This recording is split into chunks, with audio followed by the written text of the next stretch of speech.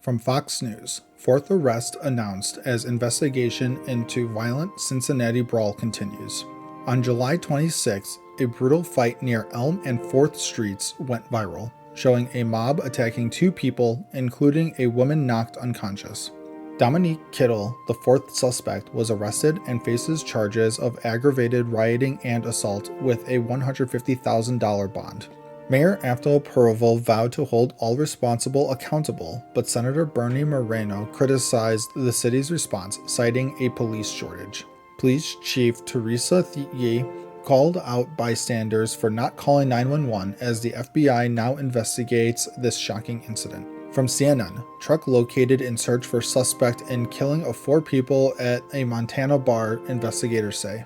On Friday, a gunman killed 4 people at the Owl Bar in Anaconda, Montana at 10:30 a.m.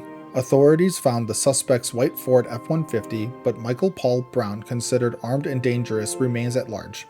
A massive search is underway in the mountains near Stumptown Road with helicopters and multiple agencies involved.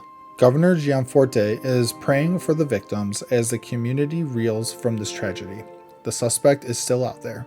From NBC News, Office of Special Counsel launches investigation into ex-Trump prosecutor Jack Smith. The Office of Special Counsel is investigating Jack Smith for alleged Hatch Act violations accused by Republicans like Senator Tom Cotton. Cotton claims Smith's actions as special counsel interfered with the 2024 election, but no specific evidence has been publicly shared. Smith led Trump investigations in 2023 but resigned before the cases went to trial. The OSC can't bring criminal charges, only discipline. The probe continues with no clear outcome yet. Will it impact Smith's legacy? Stay tuned for updates. From the Washington Post, vast supplies of U.S. aid remain stranded despite State Department promises. Over 15,000 pounds of U.S. food aid expired in a Georgia warehouse marked for destruction as famine rages in places like Sudan. Mana Nutrition holds $50 million in peanut paste for malnutrition paid for but never shipped due to USAID's dismantling. Senator Jeanne Shaheen called the situation indefensible as 60,000 metric tons of aid sit in warehouses worldwide. In Bangladesh, Rohingya refugees face hunger as aid cuts loom, with fears of more delays in reaching those in need. From CBS News, court limits Trump's asylum crackdown at the U.S.-Mexico border. A federal court limited President Trump's January asylum ban, which expelled migrants without hearing their claims.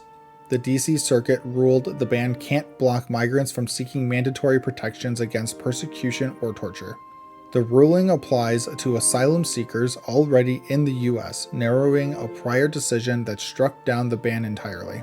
The ACLU behind the lawsuit called the policy draconian as the case heads to expedited hearings.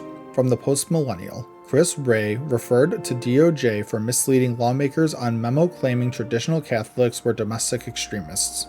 The Oversight Project referred ex-FBI Director Chris Wray to the DOJ for allegedly misleading Congress about a controversial memo. The memo labeled traditional Catholics as domestic extremists, relying on far-left groups, but was rescinded in February 2023. Wray claimed it was a single office's work, but the House GOP found it involved multiple FBI offices and a draft for wider sharing. The FBI interviewed Catholic clergy, raising concerns about targeting religious groups, as the DOJ now reviews the case.